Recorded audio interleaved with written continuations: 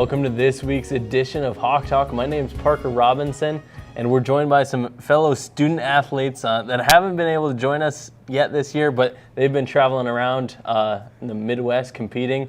Why don't we go ahead, starting with you, Megan. I'm Megan Rady. I'm from Chinook, Montana, and I'm a senior. I'm Carly Bowditch. I'm from Sylvania, Saskatchewan, Canada, and I'm also a senior. Yeah, and in case you couldn't tell by the hats already, we got part of the rodeo team joining us. What events do you guys participate on the rodeo team? And for people like myself that have little idea what's going on out there, explain what you do in that event. I'm in two events, so barrel racing and breakaway roping. So barrel racing is a cloverleaf pattern, complete competition on timing. So take a right and two lefts, and the competition is very close in timing. So last weekend when we competed, from first till 10th place was less than half a second in closeness. So, and then breakaway roping, we stand in a box, we nod our head and the calf comes out, and we rope the calf. The rope breaks away from our horn, and that's when the time stops. And times from, mid twos to mid threes are what's making the short round. And I do all four events. I barrel race, breakaway rope also, and then I goat tie, and I team rope with Cali Post. And goat tying, you run down on your horse and hop off of it and tie a goat to the ground. And then team roping, you have a partner. They head it, and I'm a healer, so then I run by it and try to snag 2 feet. Yeah, how difficult is it competing as a team out there, trying to get everything to match up time-wise? Roping with Cali Post is pretty easy, but it's definitely not an easy task, for sure. Yeah, absolutely. And not only do you have a team aspect in that sense of the team, but you have kind of an overall team score. How does that work in a single event? So it's very different for us college athletes because all through high school you're used to competing just for yourself. Then when you come to college, we have a men's team and a women's team. So before we go to the rodeos, coach picks the whose points are going to count for the team, and then all your points from that weekend will go to the team score, and then we have a men's and women's winning team from each weekend along with individual champions also. Yeah, and you guys are competing against kind of a whole gamut of size of schools. You're competing against, the University of Nebraska, the University of Iowa, Iowa State. Do you think about how big those schools are compared, and do you guys discuss with other competitors while you're out there? What's that like? Well, I think the coolest part is that we're out there with SDSU and NDSU. We compete against the biggest schools, in North Dakota, South Dakota, Nebraska, Iowa, and Wisconsin. And so there's no tiers of rodeo. It's everyone for themselves. You're competing against the biggest dogs out there. But the coolest part about it is that everyone's there to help each other. I mean, we're helping other people warm up our horses. This weekend, we actually had a freshman whose horse wouldn't cooperate in the box. An Iowa Central girl said, "Here, use my horse." So the camaraderie that rodeo has to offer is definitely different than any other sport. Yeah, absolutely. You guys have had a chance to compete twice now, first at Wisconsin River Falls, and then you were at Mid-Plains Community College. What those first two tournaments, is it a tournament or what's the correct terminology? Just rodeos, we call them, Well, first rodeo didn't go very good for me anyway. We had Sterling Lee, he placed in calf roping and steer wrestling, I believe. And as a freshman, which is pretty cool. Yep, and Chance Glass placed also. And Jamie Derflinger placed in barrels. But Alicia Dworshak in the goats. Yep. We all compete every weekend, and the thing about it is that there's close to 100 competitors every weekend, and the top 10 make the short round. So you can have a pretty good weekend and not come back to the short round. So the short round is the top 10. We all compete once, and then the top 10 get to compete a second time. So because the region is tough and there's so many competitors, you can have a pretty decent weekend, be pretty happy with how things went, and still not quite be that top 10. So it's hard to kind of gauge how well you do unless you compare yourself to your personal best. Yeah, absolutely. And you noted a couple freshmen competed well. What's kind of the learning curve starting from high school and then moving into college? Is it a big gap? It's huge. Yeah, well, you don't have your parents pushing you to practice. You have to show up to practice on your own. you don't have your parents there at rodeos, stuff like that. So I don't know, we just all cling on to each other pretty much Yeah. for support. And then most of us, I mean, we were big fish in a small pond, right? We were winning state championships. We were, we were good. That's why we're here. And now everyone's good. So it's kind of a steep learning curve of you were used to being that top 5, and now everyone's used to being that top 5. So it's a lot harder, and I think the freshmen we have this year have done a good job of kind of being confident and making the best of showing their abilities. Yeah. What is practice like on a day in and day out basis? Do you keep trying these events over and over, or is there some different skills you work on? So we have practice Monday through Thursday. Lots of it's, slow work, especially with barrel racing. I mean, if you just run your horse, they get too excited and then they don't work for you. So we do lots of, roping the dummy and doing practice that helps build muscle memory, but not necessarily doing full rodeo runs all the time. But then we occasionally do the full rodeo run too to do that kind of practice. But lots of it is just taking the time to long trot your horse, keep their lungs built up, keep their muscle built up, and then yourself too. I mean, we've got school, and lots of us have jobs and 2 or 3 horses to look after, so it's keeping yourself rested and up on schoolwork, so when that weekend comes, you can be full rodeo mode. Absolutely. And then as a team roper, how big is practice for you guys learning the timing? Well, it was pretty easy for me. I've got a really good header in front of me, but I don't know. We just get through it, I guess. You guys practice Thursdays, Yeah. so they get to practice together, which is nice. Some of the kids in our team are roping with kids from other schools, which makes it a little more difficult because they don't get to be like Callie and Megan and practice together at the rodeos, but they seem to make the best of it, and lots of them are doing really well. Yep. Yeah, definitely. And then traveling for you guys, it's not like any other sport. You guys have to travel with these huge animals. What goes into that? Well, Coach kind of makes the travel arrangements, tries to fit as many horses as we can into what we have. We're preparing from the night before, packing feed, packing hay, making sure our horses are as comfortable as they can be, 10 hours in a trailer. We usually stop halfway, take them for a walk. We usually get some conversations with a trucker or two about what we're doing and some looks from some families driving down the road. And, we take turns driving and make sure 2 people are always awake so that we're safe. But, we're the ones driving that 8-horse rig through Minneapolis, and so we're paying attention and super careful the whole time. Yeah, at the same time, I'm sure long trips like that create some memories, create some camaraderie amongst the team. Sure. Are there any stories that we can share from the first couple trips? Probably not. We get so close, especially we almost doubled in size this year. Last year we had 18 competing members. This year we have close to 30. So those freshmen have been a big part. Usually we just kind of have a few freshmen and we kind of take them in under our wing. And this year they're kind of their own little force to reckon with, which has been fun. So we've definitely, we get to the hotel and we all kind of collaborate in one room and share some laughs, and it's been a lot of fun. That's a good time.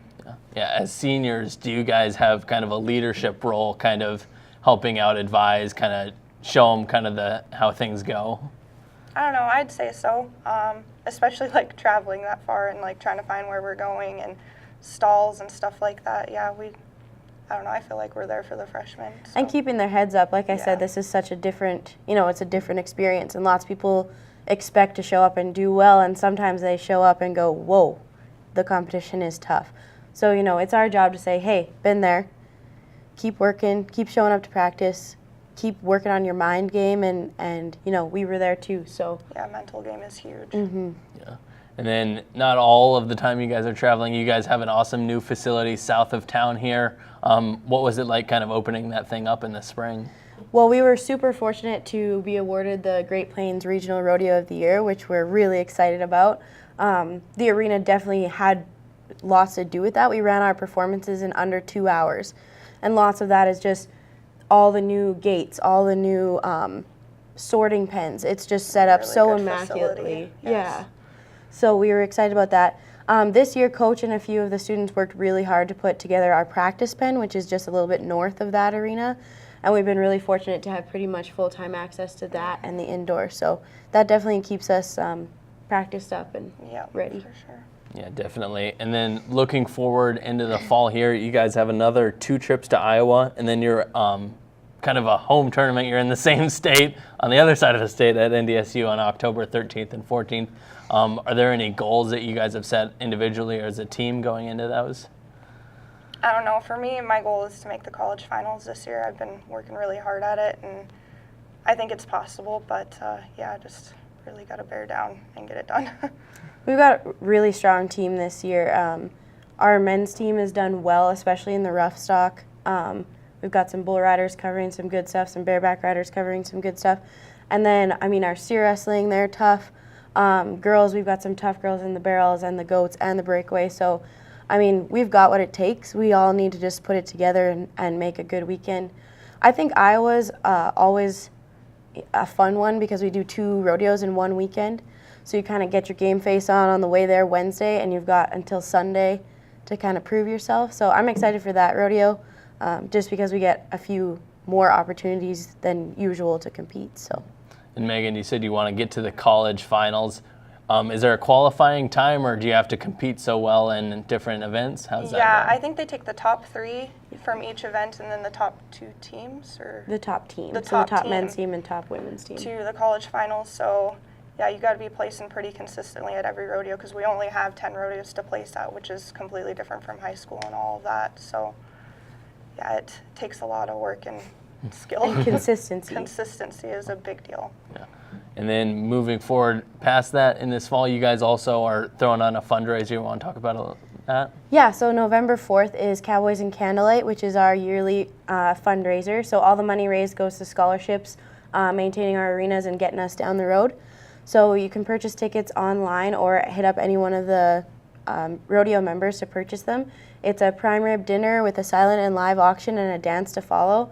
It's a ton of fun, and we really appreciate the support. So if you guys are free on November 4th, come on down to the Elks, and we'll have a good time.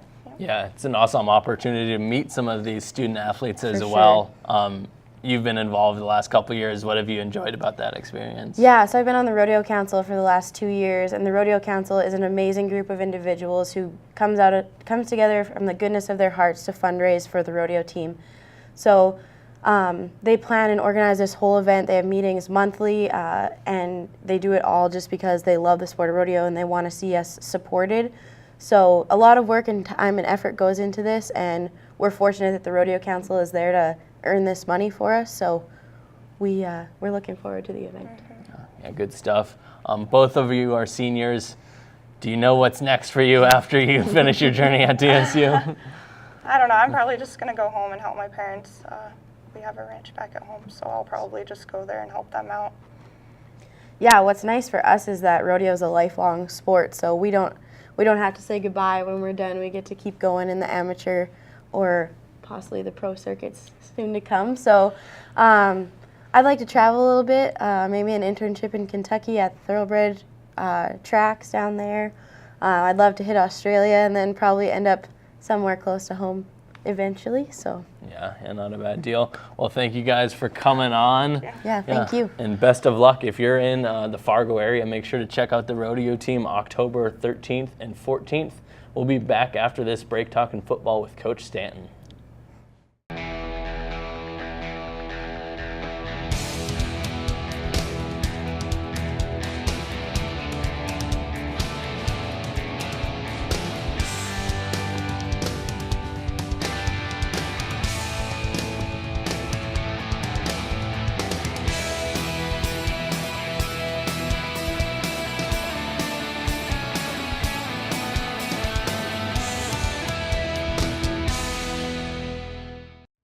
Welcome back to Hawk Talk. This time we're joined by one of our coaches on staff, Coach Pete Stanton of the football team.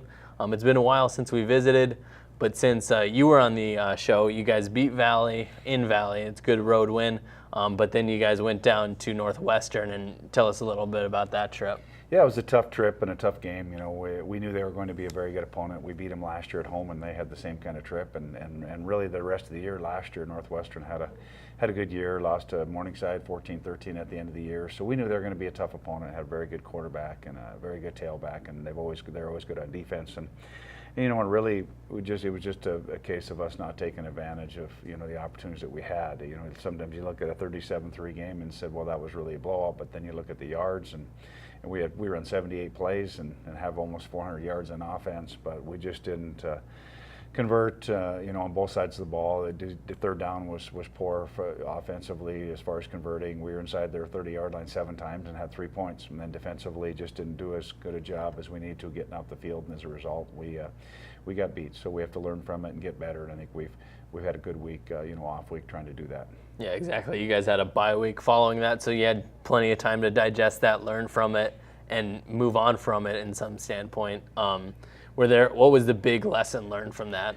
Well, we have to be ready to go. We have to play, and we have to play better. It wasn't like that we didn't play hard. I think it was just a matter of we just have to convert, and we have to finish, and we can't worry about you know, what about this and what about that. We just have to go play and play better in situations. You know, a couple examples, we were defensively, we were 3rd and 12 and 3rd and 13 twice, and they scored touchdowns, and that can't happen. At times defensively, we'd get off the field in the 3 and out, then other times we'd be out there far too long.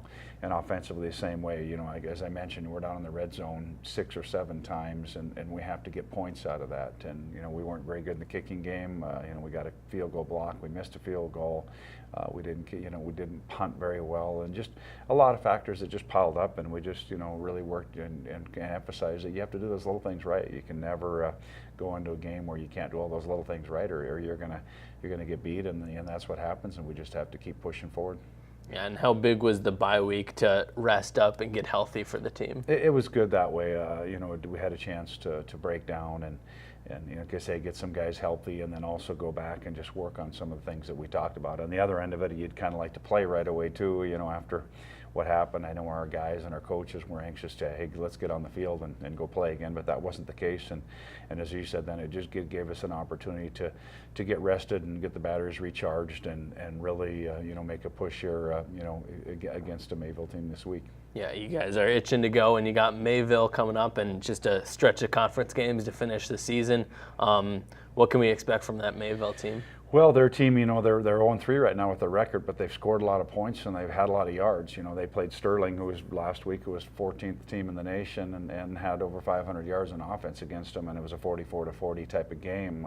They went down to Dakota State, which, as we know, is a very tough place to play, and Dakota State's really good on offense, and kind of pulled away from them, and Mayville had a lot of yards there. You know, they had the foul kid that plays quarterback for them.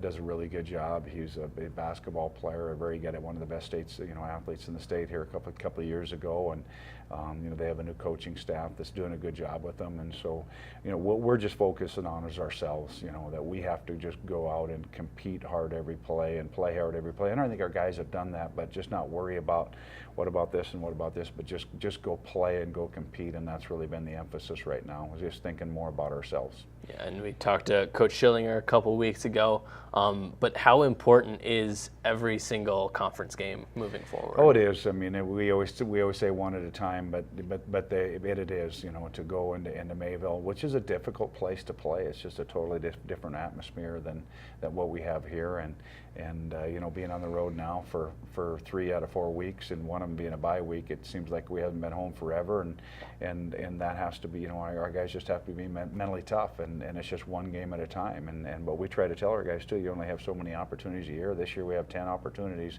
every Saturday to play as hard and play as well as we can, and that's really the emphasis is going forward, is that we just need to put together a good complete game and can really compete hard, and the chips will fall okay. Yeah, and coming off that Mayville game, you guys get a stretch of home games, taking on Presentation Valley and then Waldorf on homecoming. How nice will it be to stay at home for those few weeks? Once we get through this week, it'll be very nice, and really it almost feels like we'll be our home opener with having Presentation because it has been so long. It's a Rocky game seems like, especially once we get into this week, will be like it was last year almost. And I think that's one thing about it. We have a great atmosphere and the great fans that we have here and support in Dickinson. I know that a lot of people, including us, will be looking forward to get back in here and do that. We just have to take care of business here on the road in Mayville, and then get back for, as you said, 3 in a row at home and 4 out of 6 at home at the end of the year. And then that's what we're excited about. Go down the road, down the stretch, and play in front of our home fans. Yeah, and you've got 6 straight weeks with games coming up here. What's kind of the mentality, just keeping everyone healthy and going forward with that? Yeah, we just taking one game at a time. I mean, just playing as well as we can every day and playing as well as we can every game. And I think that's what we have to do. You can't ever we look out ahead and say we got to do this, or what's going to happen with this team, or what do the rankings look like. It all has to be about just us, that we have to prepare well, we have to play well, we have to play hard each week and take each week at a time and each day at a time, like I talked about, and then good things happen. If you start peeking at scores, or you start looking out ahead, or what about this, or what the rankings look like, then that's when you get beat. You can't reminisce about any past success or any past things that didn't go well. We just have to look forward, and that's really our mentality, and that's really our mindset, and has to be with all of our team going forward. Yeah, how big is leadership, not only in the coaching staff but in the players coming off a tough loss like that, but coming back into conference play? Yeah, and I think it's really big, and we have a good senior class, and we have we do have good leadership, and then those guys understand what's at stake, and they understand that we didn't play as well as we needed to play, and as poorly as we played. And once again, giving credit to Northwestern, who's a really good team, and they're undefeated. We're still 12-3 with 5 minutes left in the third quarter, and had been inside the 30-yard line several times. So, we know what we're capable of. Obviously, we've shown signs of that again against Rocky the last 3 quarters, and the first half against Valley City. And so we know we're capable of doing that. It's just being consistent in doing that, and then we'll be fine. Well, thank you for coming on, Coach. Yeah, thanks for having me. Yep, make sure you check out the game at Mayville if you're in that area, but presentation Valley and Waldorf at home those next 3 weekends. Volleyball will be at home the 29th and 30th, back-to-back days, Friday, Saturday. They're taking on Dakota State and Bellevue, big conference matchups for them. Check out dsuheritagefoundation.com. .org, a new store launched there, partnering with BSN Sports, so make sure you check out that. We'll be back next week talking more DSU athletics. Until then, Hawks are out.